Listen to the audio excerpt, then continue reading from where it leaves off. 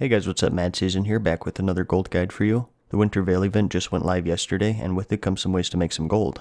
In this video, we're going to be focusing on the return of the event in the Garrison, which first popped up in Winter Veil 2015 during Draenor's release. The minimum requirement is that you gotta be level 100, and you do need a level 3 Garrison. Flying is also preferable to speed things up, but it's not required.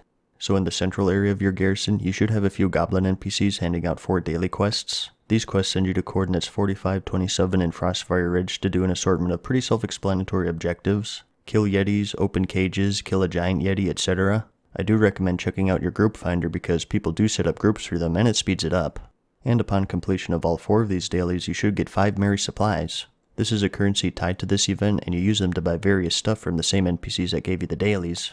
The one you want to buy if your goal is to make gold are the Savage Gifts, because they have a chance to contain the lucrative 300% XP potion, the Elixir of the Rapid Mind, and the less lucrative but still notable Medallion of the Legion, and the super expensive Minion of Grumpus mount. As of this video, the mount is selling for an average price of nearly 100,000 gold, the Elixir is selling for around 15,000, and the Medallion is selling for around 4,000, although they should see a steady decrease as this event goes on. Along with these items, you do have some useless stuff such as garrison resources and oil, so you're not guaranteed one of these items by any means. If you look at Wowhead, the mount has the lowest chance at 3%, and the elixirs and medallions are around 14% each. So it's definitely a method that shines if you have a lot of characters, and I'm sure a lot of you out there are like me and you have a bunch of inactive level 100 characters that you haven't touched since Draenor. This is a great opportunity to make use of them because you can quickly knock out these quests on a daily basis. Now as for when to sell these items, it's going to depend on your patience. During the beginning of the event, stuff like this is usually still pretty expensive, so it might be best to sell it when you can within the first 3 days or so. After that though, I think you're better off holding on to everything until the event ends so the supply gets cut off and they start to raise in price. This is what I did last year and I found great success, particularly with the Minion of Grumpus.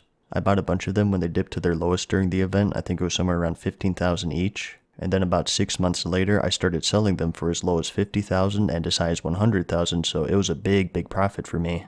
I can't really promise the same will happen this time around though, because it's always possible that it's caught on with a lot of people and too many of us might be trying to do it, so it may not be as lucrative. But we'll see, I guess. So like I said, personally I'm going to sell what I can within the first few days here, and then hang on to everything until the event ends and sell them a few months after that. The elixirs of the Rapid Mind in particular I think are going to be very lucrative down the line since they were pretty much removed from the game since the launch of that big Legion pre-patch. If this Christmas event remains the only source of them and it only comes once a year, they're going to be some big money makers further down the road.